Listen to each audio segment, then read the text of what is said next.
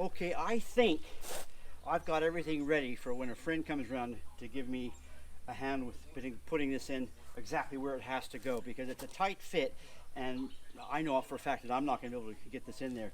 So my friend is going to be underneath. I'm going to pull up on the winch to get most of the weight.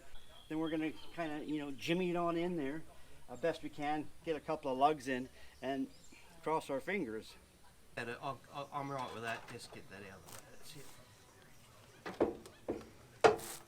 Hang on, you're not slipping on this thing. I almost slip for so much. Can you tie that off to the bull bar at the top? If I can move it up and down a bit. Can that help you? That is going to help once we get the bolt in. Okay, that was a bit of fun and games, I reckon, but a lot easier with a friend. I had my friend Kent here. One problem, although the nuts are in, with this on, the nuts aren't long enough. So anyway, I've tightened them up as they are at the moment, and at some point in the very near future, we're going to be replacing the nuts, and it's just a matter of taking one out, replacing that one, and then the next one. Take again, Rick. Take a second take. Calling them nuts, they're bolts.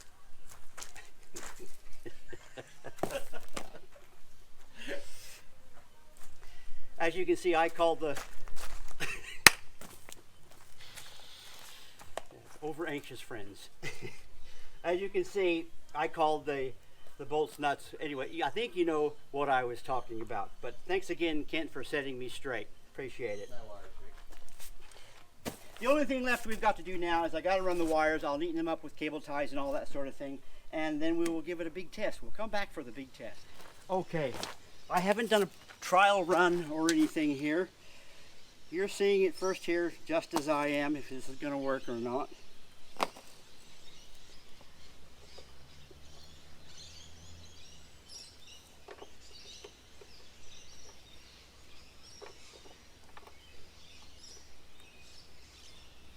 Okay. I don't know, were we supposed to hear anything?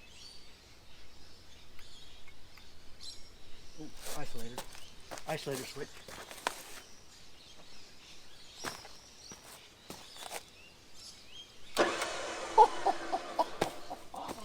Yeah.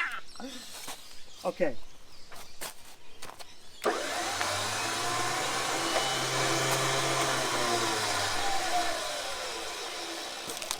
Well, I can tell you, I'm one happy puppy.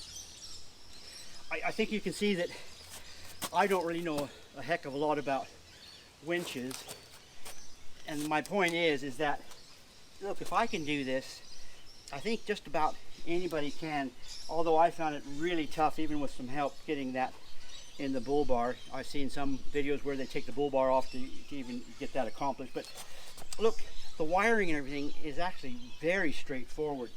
It's color coded for the most part, so you can't really screw up. Gosh, this might sound weird to some, but I want to get bogged.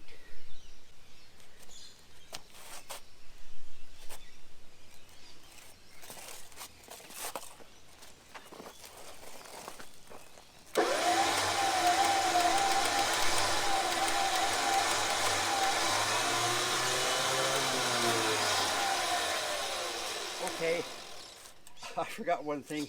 This unit comes with a remote control, like Wi-Fi sort of thing, wireless. So let's just give that a go and see if that works.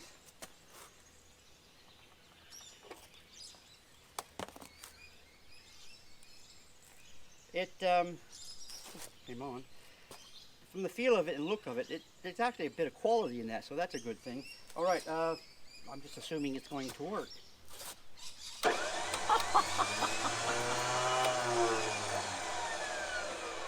Okay.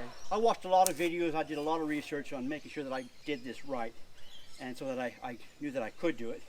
One of the things is that some of these guys say, oh, 2 hours. Then they do it in 2 hours. For me, absolutely impossible. It wasn't going to happen in 2 hours.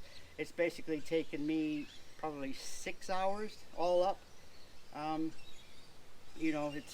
as you can see, I'm no expert at winches, but for me, you know, at 6 hours, I'm happy with that. It works.